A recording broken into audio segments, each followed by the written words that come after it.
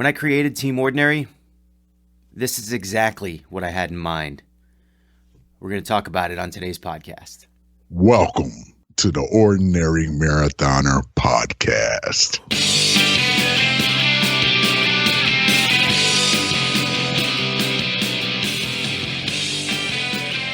Hello and welcome to the Ordinary Marathoner Podcast. My name is Coach Scott. I'll be your host today. Coming off an absolutely phenomenal weekend, guys. Absolutely. We're going to talk about it. Today's podcast, we're going to talk about it. I'm going to brag a little bit about a bunch of the athletes that I coach. What an incredible weekend. 4 athletes took the trip up to Lake Chisago, Minnesota. That's Chicago with an S. It's about 45 minutes to an hour northeast of Minneapolis. If I have 4 athletes that are doing one race, I'm sure as hell going to be there or do my best to be there, and I was.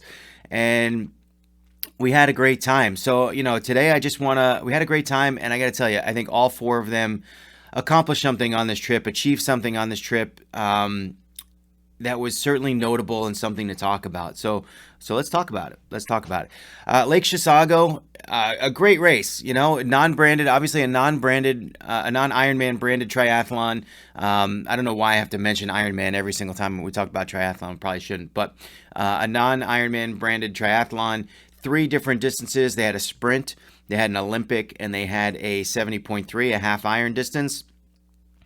And again, 4 athletes went up there, and all of them achieved something amazing. I got to say, talk about this race. Great location. Lake Chisago, wasn't the clearest lake that I've been in, but it wasn't bad. They do have motorized boat traffic on it. It's a big lake, and we sort of get a little corner of that. But overall, I think, maybe a little bit choppy on race day because of the breeze, but overall, not a bad swimming venue at all. It was, a little bit rocky on the entry, but other than that, we went for a couple practice swims, and I thought it was a pretty good swimming location.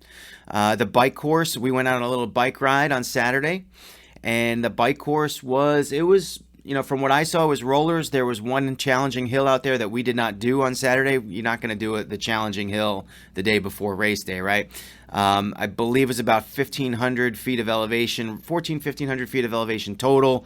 And but a lot of rollers out there, a lot of like downhill, uphill, areas where you can kind of gather some speed, or at least try to gather some speed and carry that into the uphill. And it did get a little windy out there.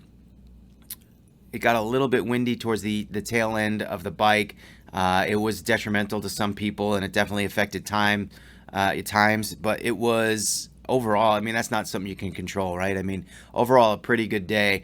The run course, mostly flat, a couple little tiny hills, but nothing like, certainly nothing like Muscleman or nothing like Chattanooga. Gotta love those flat courses that give you the opportunity to run almost whenever you have the energy to. Overall, I thought it was a well done race. Super accommodative people, great people that ran that race. I didn't actually speak to them personally, but there was a number of questions that we had, and they were always sort of on top of it and always accommodated us to what we needed to do. We had one athlete who decided sort of last minute she wanted to do the Olympic instead of the 70.3, and they had no problem with her shifting down. Obviously we didn't ask for a refund or anything like that, but they had no problem just sort of issuing her a different bib and letting her go to the Olympic from the half. Now, I know races that will not let you do that. So I know for me, when I did the Phoenix half marathon, I had initially signed up for the marathon, and then a month before I tried to get in touch with them, and they gave me a hard time to go down to the half marathon from the full marathon. I was a little bit injured, and I wanted to run with friends, and I was going to run the half marathon anyway, whether they let me or not. And eventually I was able to talk them into allowing me to do that, which was good. But races kind of like they don't like when you shift around and move around, but these guys were super accommodative. We have a swimmer who Erin Shepard, who's hearing impaired. So she has to take her hearing aids out for when she swims, and she's more comfortable going out there with her swim buoy, and they allowed her to do that. Not a lot of races would allow you to go out there with a swim buoy. They had no problem with it. And in fact, Elena Fajardo actually wound up using hers as well. Overall, a great race. And I kind of want to brag on these guys a lot because I think all 4 of the athletes that went out to Chisago, they achieved something personal that I think was very valuable to them in their training and great things. And we'll start with Elena. I'm going to go through all 4 of them. And what I hope to do on this podcast, I hope if you're listening, like maybe you can relate. Maybe you can relate to the situation. Maybe you can relate to each athlete in a different way. I know it's going to seem as a coach like I'm bragging about my athletes, and you know what? I am. We went out there. We had such a great time.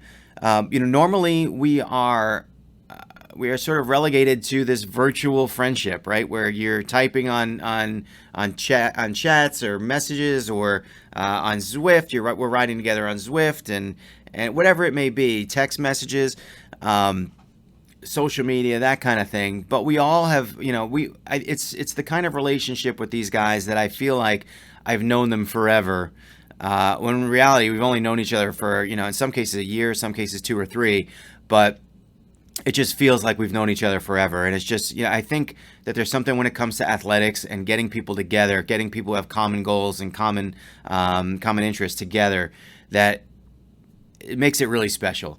And if you're listening, I kind of hope that maybe you'll find some nugget in here and you say, hey, I'm kind of like this person, or yeah, I can relate to this situation, and maybe if she can do it or if he can do it, I can do it too.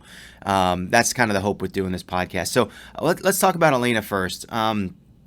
Elena is coming off her last race was Ironman Chattanooga 70.3, and I don't know if you guys remember, but I talked about her last time.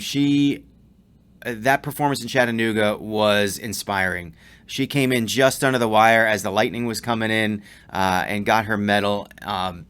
Just an incredible person. She stopped to help somebody who was in trouble, and she still made it in time.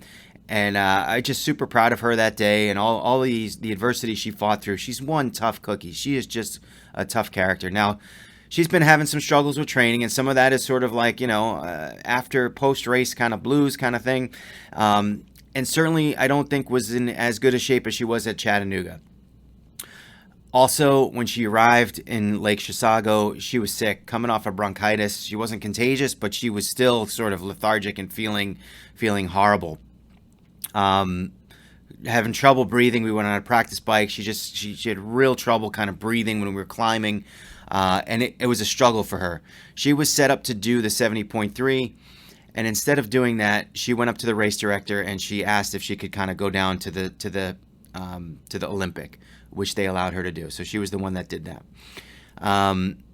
Furthermore, when she woke up on race day, she still wasn't feeling so hot, and she decided, negative COVID test, by the way. Come on, people. We're not trying to get people sick here. But she decided that she was only going to do the swim. And I got to tell you, when you wake up on race morning, that pressure, that sort of not even pressure, sort of desire to do the full race, especially for someone like Elena, who gets super focused, right, and just unflappable. Pretty much the most unflappable athlete I think I've ever dealt with, and I'm not even joking. Maybe Ron beats her on that, but.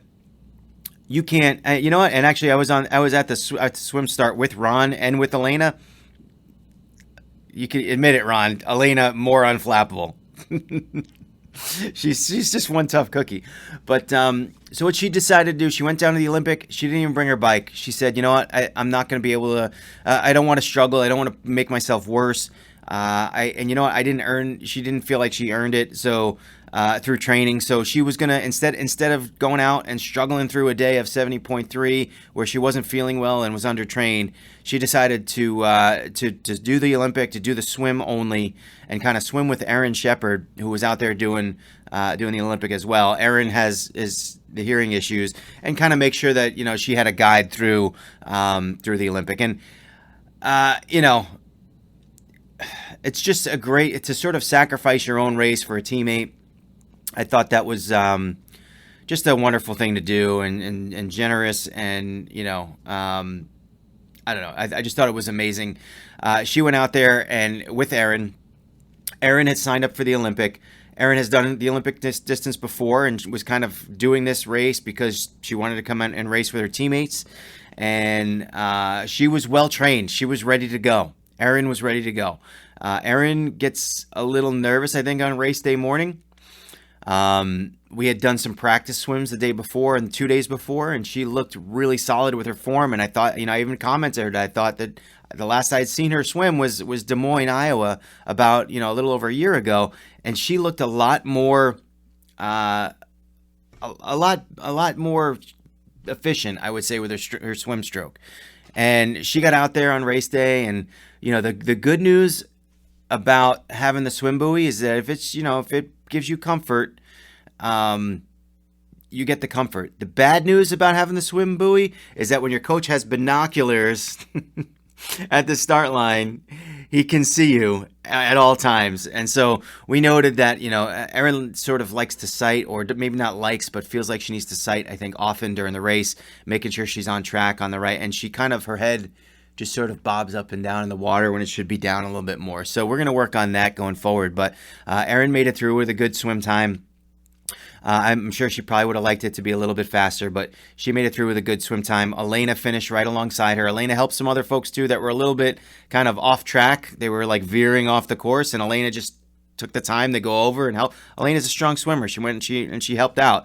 She was almost a volunteer out there. So Elena's race, while on the forefront, looking like it might be a total disaster, undertrained, went to the Olympic, only swam. She made it something productive. And I couldn't be more proud. That's like such an amazing thing, such an amazing characteristic in a person, to be able to take a situation that looks like a failure and make it a success. And that's why I think Elena, an inspiring performance, even though it was, the other good thing was that we had Elena had access to the transition area, whereas Coach does not. Coach has to sit there and be nervous and watch. So Elena could kind of go in and out while people were in transition and at least see how people were doing and talk along the way, which was a little bit of a benefit later on. Erin got through the swim. She did great. She went out on the bike. She was on her brand new Canyon bike, which is just gorgeous. And, and she went out there, and I would say her bike was sort of, she hit the target. She hit the target. She went out there, and I think everyone's comments on the bike were the same, which was the start of the bike seemed very fast, and then coming in, the wind picked up, and I'll vouch for that. It wasn't a case of, wind at your back. I mean, they probably had a slight wind at their back going out, and then wind in your face coming back. But when they started coming back, the wind really kicked up. So we were out there watching, and the gusts of wind was blowing the barricades that the police had set up. They're blowing the barricades, just sliding them down the road. There were cones that were set up that were heavy cones for the course to show people where to go. Those cones were getting knocked over. They were heavy winds. It wasn't a joke. They were sort of gusts and breezy gusts that were certainly strong. And everyone kind of noted that on the way in, that those gusts were sort of slowing them down. So for everyone kind of going out, they were like, yes, I'm crushing this bike. And then coming back, it was like, they kind of lost a lot of that speed that they had built up, a lot of that time that they had built into the race. So it was a little bit of a struggle on the way back. But Erin came in, as expected, if not maybe even a tiny bit faster, I think. And then went out on the run. Now, she had a 10K to do. My prediction was after the swim and the bike, she'd be probably around 125, an hour and a half, somewhere around that. I know she can run that faster. But again, coming off the bike, you tend to kind of not have as much juice. Erin's husband, Jacob, who was an awesome dude who I met for the first time out there, he, at about an hour and 15 minutes, he said, I'm going to go over to the run course. I want to see, because we're waiting for Mike and Chris to come in on the bike. He said, I want to see, I want to watch, see if Erin comes in on the run. And I said, oh, no, we got another 5 or 10 minutes. But I was wrong. I underestimated my athlete. I'll never do that again. And there, I looked over, and there was Erin, T-Rex arms. Sorry, Erin. Running along, and an incredible finish for her. What an incredible day. She's gone from someone who I don't think was really sure that she could do this. Went out to Des Moines and gave it a hell of an effort in Des Moines. Came up a little bit short. Wound up in the med tent from heat exhaustion and kidney issues. She has some kidney issues there, some health issues, but and especially in the heat processing. That hydration, it just was a little bit challenging. We've been working on that, and she had no issues at all for this Olympic distance. She crushed it. And I think coming out of there, we have a lot of things a lot of takeaways. There's there's things that weren't super detrimental to the race, like keeping her head down in the water, that she can learn and improve on. And then there were things that she did great that it was like, wow, like you underestimated, like I think probably collectively underestimated her. And then she went out and conquered them, be it coming in on the bike, riding this new giant machine that she bought. That I think intimidated her in the beginning, and now she's comfortable and she's crushing it out there on this thing. So a great race for Erin, and she's overcome a lot. She did her first Olympic a couple years ago, and then followed that up with the 70.3 effort that just fell a tiny bit short, but learned a lot. Went back to the Olympic this year. And crushed it, and more races to come. I'm certain that she'll be doing more Olympic distances. There will be a 70.3 in her future, I'm sure of it. Whether it's next year or not, we'll see. But what an amazing effort for Erin. Moving on to Mike Romans. Mike, I always kind of feel, not that I feel bad for Mike, but I feel like I sort of take Mike for granted, because Mike is the kind of guy that just, he owns everything. Like he's the guy that when you go on vacation, he makes sure everybody else is taken care of. Everybody else eats good. Everybody else has, everything that they need before he ever thinks of himself. He's very selfless that way. But in that respect, it's like you always kind of assume that Mike has everything under control, and Mike is, Mike through training gets, 90% of his work done. And if he doesn't do it, he's calling me and let me know, like, hey, I got, he's got to drive the kids to baseball or drive his daughter to wrestling or do whatever. And it's going to be hard for him to squeeze his work out. How do we rearrange things so that he can get it done? And he works really, really hard through a lot of adversity, just with timing and all that stuff. And I see him, he's struggled with his swim, so he joined a master's swim class, doing the things necessary to make himself a better athlete. Now, he went out there on the swim, and I think, we kind of realized this time that he's got a hole in the swim. That's kind of like, that's his weakness. That is his kryptonite, is the swim. And we got to do a lot of work there to improve. He came in at 108, which is very similar to the time, maybe even a little bit slower than the time he came in Des Moines when he did a 70.3 a couple years ago, or last year. And there's improvement there that we're going to need to, we've kind of realized he doesn't do a lot of open water swimming. It's not really available to him where he lives. So we're going to have to work on that and try to find other options and other things to do to make sure that his work in the pool can translate to the open water, because he struggled out there. He sort of staggered in when he came in from the water. I was kind of hoping he'd be like a 50 to 55 minute finish.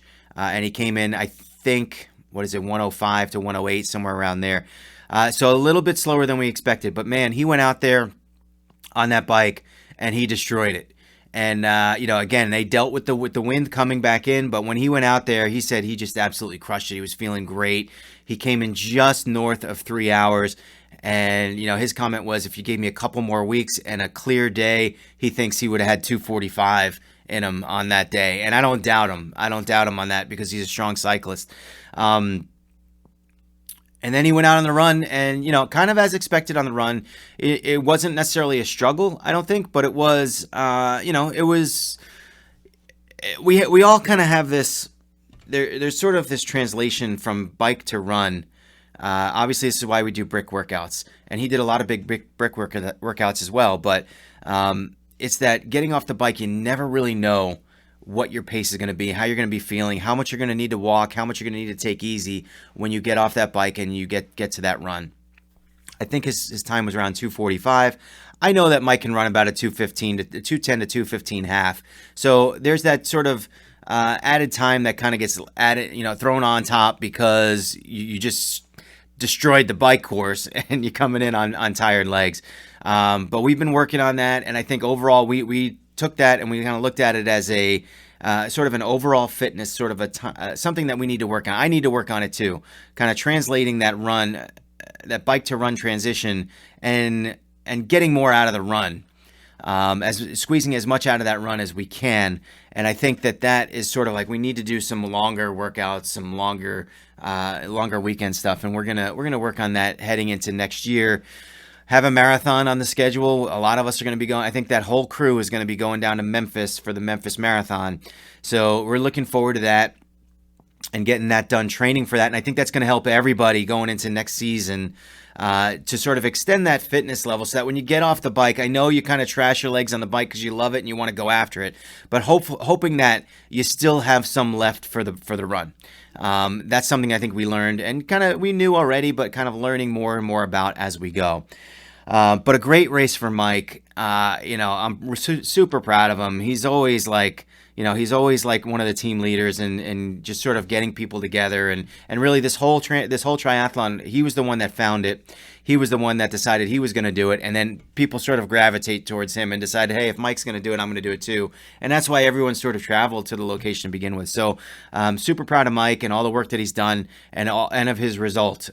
Solid result, Mike. And we know the best news is you did well on the day of the race.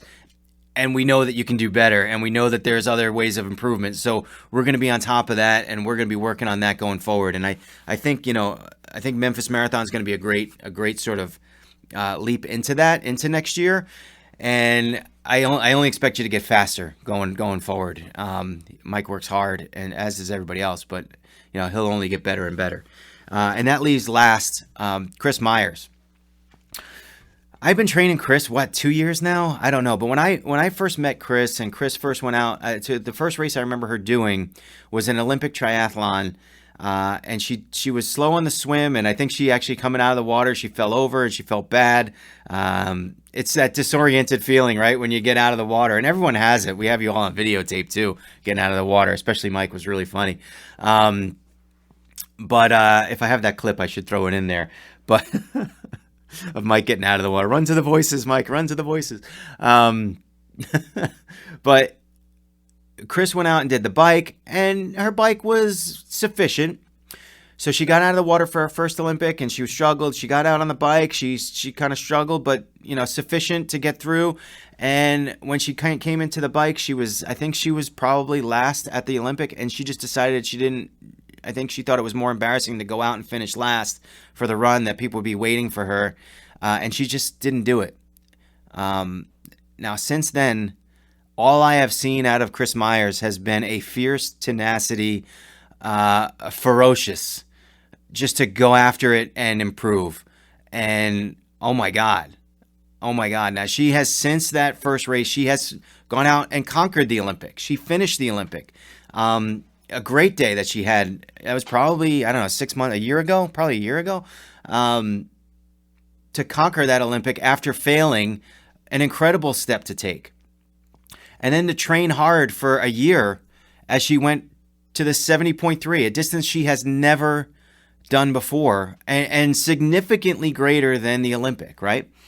Now she has been destroying the bike, destroying it. She's been working hard on her swim, trying to get it up to an acceptable level so that potentially she could do an Ironman race, an Ironman 70.3. She needs to get under that 110 cutoff. Now, this race had a 115 cutoff, and she made the swim in 112. So it's like, on the one hand, yes, you made the cutoff. On the other hand, when we do an Ironman, which is coming in Des Moines next year, she's got to make up those 2 minutes. Now, we've got a lot of time to do that, but it's there, right? It's there as a challenge. I have no doubts that she's going to overcome this. I have absolutely no doubts. But she's a hard worker, and she gets after it. But it's there, right? It's there. And you're going to get there, Chris. I know you are. But it's amazing the steps that you've taken over the years, how we're just kind of like, and we're really sort of picking and choosing the races exactly the right way. And you're just kind of like achieving this, then achieving that. And now we have the next one, or the next step, which is, really the next step for you is probably Memphis, because she's never done a full marathon. But then Ironman Des Moines next year. And we just got to improve. And I'm telling you, the way you work, you're going to get there. She works hard. They all do. And anyway, so she went and finished the swim in 112, which she got out of the water pretty miserable. Chris has a pretty miserable face on race day. She doesn't necessarily, she walks right by us as we cheer her name. She's kind of like she's sort of, I don't think she hears us. I think she's just kind of got that tunnel vision on race day. She went out there on the bike. Now she's been training super hard on the bike. Very impressive too. Like she rides, she was a, 12 or 13 mile an hour cyclist when I first met her. And now she's like 16, 17 mile an hour cyclist. And she went out there, same thing as everybody else, right? She went out there hard on the bike, and felt really good in the beginning. And a combination of factors, I think, sort of took down her bike at the end, which was the wind, as I talked about. And also, she left her food in transition. Now, we talk about transition, but I got to be honest, as a coach, probably my fault. Because we did not go over like specific things. Now, we do transitions. We practice bricks and we practice transitions. But honestly, there probably didn't put enough emphasis on it. Leading into the race the day or two before. We should have had sort of a team meeting and kind of gone through what we were going to do. That's on me a little bit. Clearly she forgot her food, so overall it's on her, but it's also on me. I'll take some of the blame for that. We did not go through a step-by-step transition type of situation, and we should have. We should have done sort of a simulation on that, and we didn't. And so I feel like that's a little bit on me, and we will do that from now on. So she forgot her food. She did not eat the entire ride. She had some scratch, for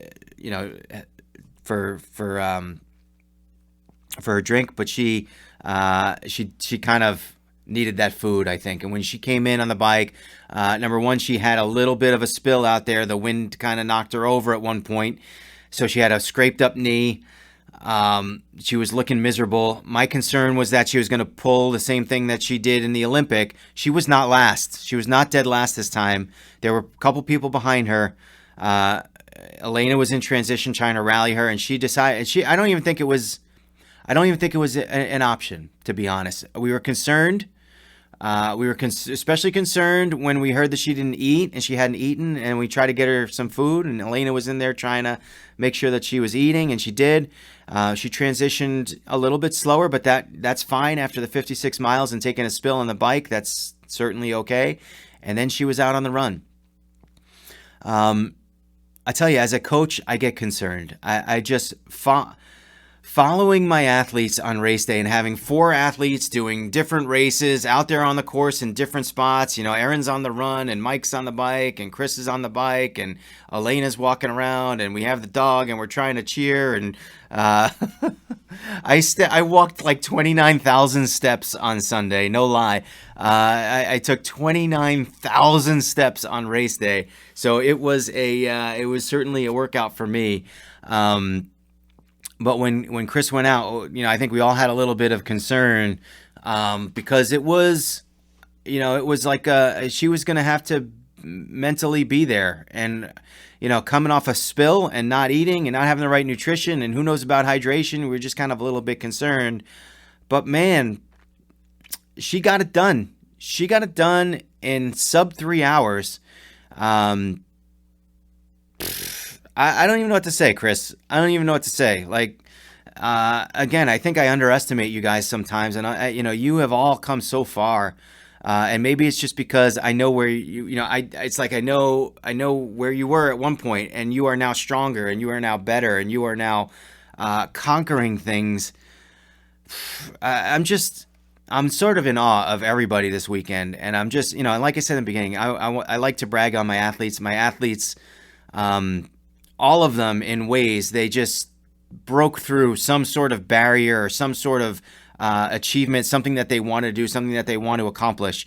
And all of them experienced success on this day. And for Chris to kind of go through a bike and fall and not eat, and then, realize that and be concerned and taking her time through that transition and still getting herself up and out. She said she walked like the first mile and a half before she started running and doing run intervals, and then she was doing the intervals and trying to keep going, keep moving through some calf pain towards the end. She had, that stiffness, soreness, the pain from the entire day. In addition, there were only 250 athletes out there, which I told you there was 2,000 in the beginning, but 1,000 of them maybe do the sprint, and 750 of them maybe do the Olympic, and there was only 250 athletes out there doing the 70.3. And like Elena and I were talking, and Elena and I had been out to Chattanooga back in May, and Elena finished right at the cutoff. And there were still a lot of people out there. There was a lot of fans there. There was a lot of cheering and partying and people watching, and it was still a party. Even though most of the field had finished, there was still a significant enough presence that you felt special. Well, at this race with 250 people, Chris probably came in, I don't know, fourth or fifth to last. It was very lonely out there. It was, and then when you come in, everyone's gone. All the sprint people are gone. All the Olympic people are gone. And look, the race, I got to tell you, they did it all right. They had, the announcer was still there. The music was still playing. The kind of cool thing about it was that the announcer knew all of us from sitting there kind of, cheering for Chris and waiting for Chris to come in and being so proud of her, that he had it was almost it was a specific, moment that Chris could have, I guess. So even despite the fact that it was lonely, it was a moment. And, she got all the attention, even though the crowd was sparse. There was a few people there cheering some people on. But it was like a great thing to watch her come in. And seriously, I mean, outside of the 2 minutes on the swim that would have been sort of given her probably a DNF in an Ironman venue, although they probably still would have let her go out and do the bike and the run.